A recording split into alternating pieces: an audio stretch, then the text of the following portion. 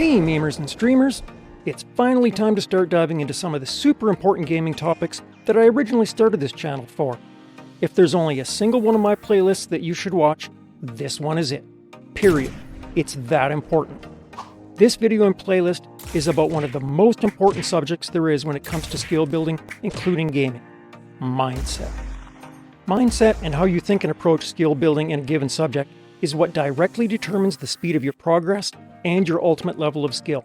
A poor mindset dooms you to very slow progress and a very low eventual level of skill, no matter how much time and effort you throw at it. On the other hand, a good mindset allows you to transcend your limits and do things that you never even thought were possible and to achieve your goals quickly and efficiently. The first videos that I want to do in this playlist will be a sort of a book review / commentary on a book by David Sirlin. The book is called Playing to Win, and it's mostly dedicated to the mindset that you need to win. Originally, I was going to convey these ideas in my own words, but because of my own serious health problems, scripts keep falling apart on me. I often find it incredibly difficult to put some of these topics into coherent words, and David has done an astoundingly good job of this. So, instead of spending another year of my life writing dead-end and incoherent scripts, my intent is to do a sort of a book review / commentary on parts of his book and put them in this playlist.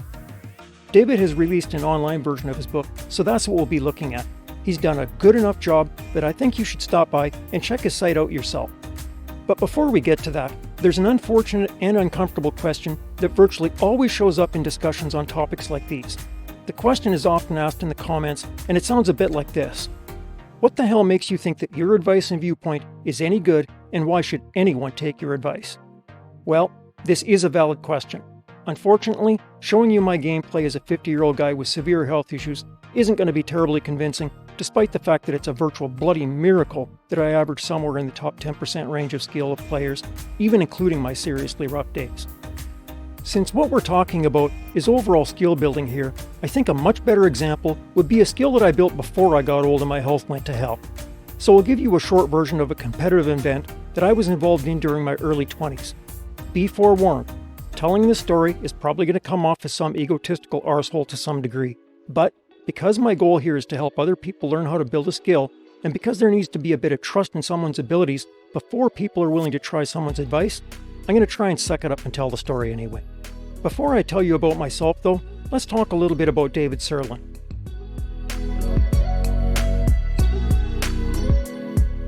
David Sirlin is an MIT graduate with degrees in both mathematics and business.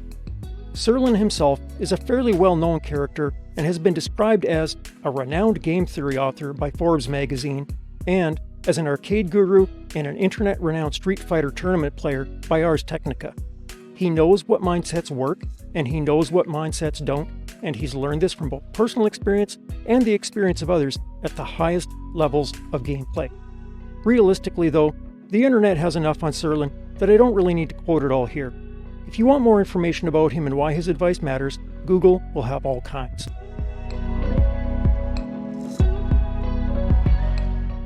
My own story, however, is a different thing entirely to David Sirlin's.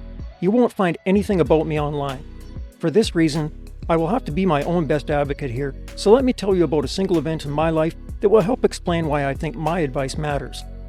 Let me tell you about a single example where I've applied good knowledge and skill building techniques that allowed me to successfully compete at the highest possible levels. Before we start, however, I want to make something very clear. There is absolutely nothing special about me.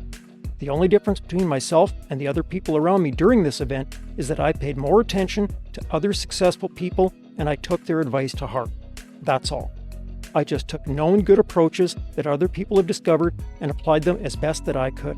So remember, I'm not sharing a story with you about my success. I'm sharing a story with you about the success of good approaches to skill building. After all, I popped out the same way everyone else did. Wet, naked, and stupid.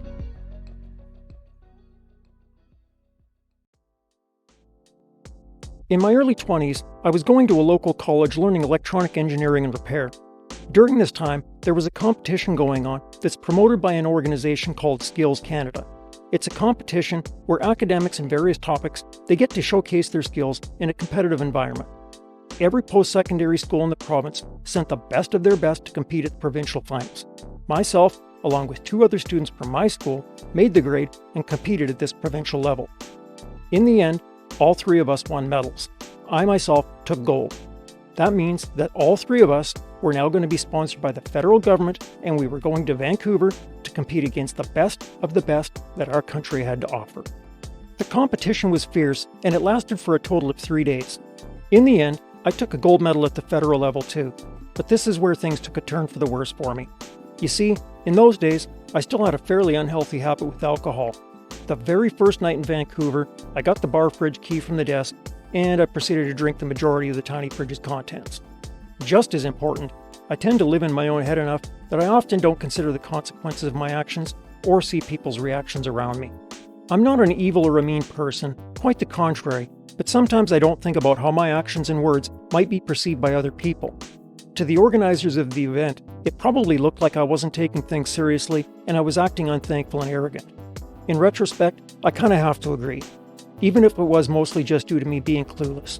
Beating the pants off the best engineering schools in the country while visibly hungover did not go over so well.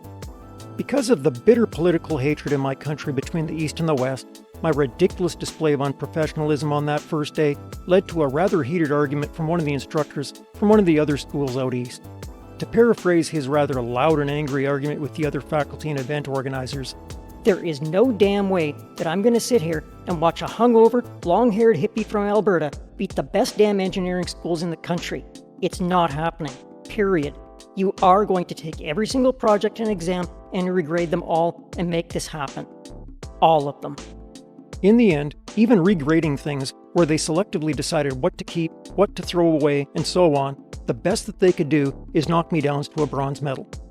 So even with all the hoopla, I still won a medal at the federal level, competing against the entire country. Even when they took my worst work and compared it to the best work of others.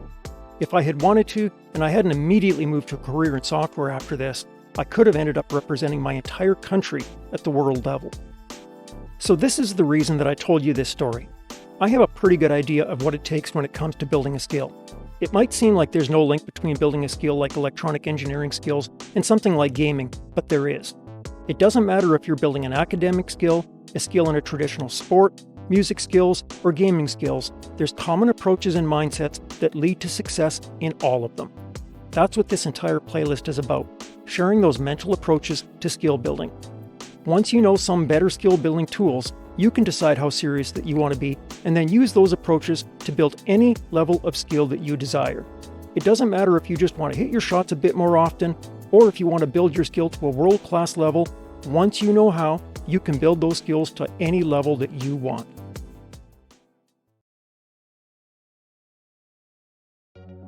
Now that you have a better idea of who I am and where I'm coming from, we can dive into the videos on actual details of mindset in gaming. If you're new to the channel and you're interested in building up your skill, make sure to subscribe so that you can find these videos again. Also important, if you want other people to be able to find these videos, make sure to smack that like button. That's how you tell the YouTube algorithm, please share this video with more people. The next video up is about the prologue to Sirlin's book, Playing to Win. This introduction to his book will lay the groundwork for the videos that follow and sets the tone for the rest of the reviews on his book. As a bit of a bonus content, I'll be including an overview of the skill levels that people climb through as they grow in skill. Originally, this document started as me just kind of thinking about how my own skills were progressing, but I found it interesting to think about, so I decided to share it with you as well. I'm just too old and my health is just too bad to ever make it past about halfway up the skill ladder in this list, but who knows, maybe you have what it takes to make it all the way to the top. And that's it, guys. Just look at the videos in this playlist and click on the next video. I hope to see you there. GG's and 7 3s.